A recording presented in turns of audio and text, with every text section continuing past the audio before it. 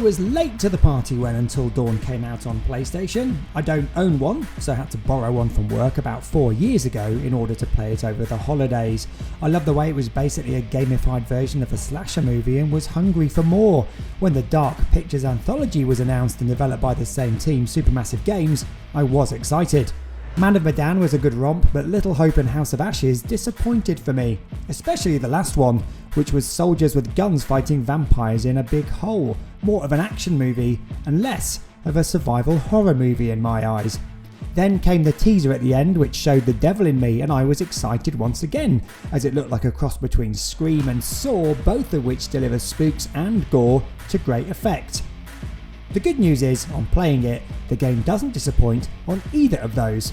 Bringing things back to good old slasher basics, Charlie, voiced by comedian and actor Paul Kaye, and a team of teenagers meet up and head off to an old hotel museum to film a documentary about a serial killer called H.H. Holmes.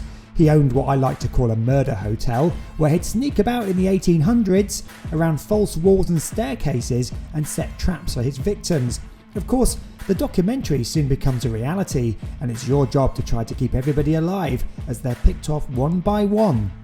And if you've played one of these games before, you'll know what to expect, but there are a few new additions to gameplay here that help mix things up a bit.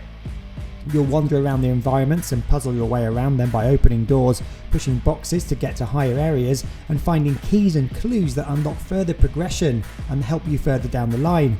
New to this game is that everybody has their own inventory that can be useful. For instance, Mark has a camera, flash and monopod he can use to knock things off high spaces.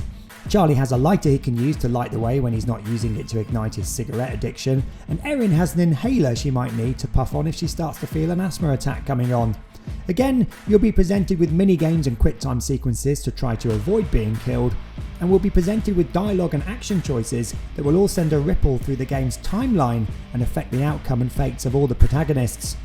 What's great about this game is the atmosphere. The music is straight out of a slasher flick and sets the scene, and the camera moves and pacing are really great. I've jumped many times already playing this. They've really perfected the art of the interactive jump scare and have managed to catch me off guard many times. It's really quite a skill. This is also one of the goriest games I've played so far, with some of my victims getting stabbed in the eye and being squished by a wall that's made out of glass. Lovely. A mention also has to go to the creepy mannequins that litter the rooms in the hotel. It's really very creepy, but also incredibly fascinating, and whoever dreamed up the story and look of this game needs to be commended. It sticks in the memory just as much as some of the classic slasher horrors I've seen down the years, and believe me, there's been a lot of them. If I were to talk about the negatives, I'd just have to say it's a couple of bugs I've seen.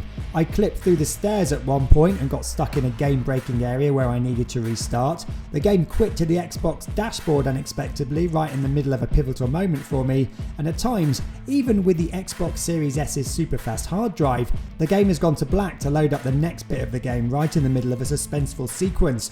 Not ideal, and something that pulls you out of what is, for the most part, an atmospheric experience. This is, however, my favourite of the series so far, so it gets an almost excellent 7.5 out of 10.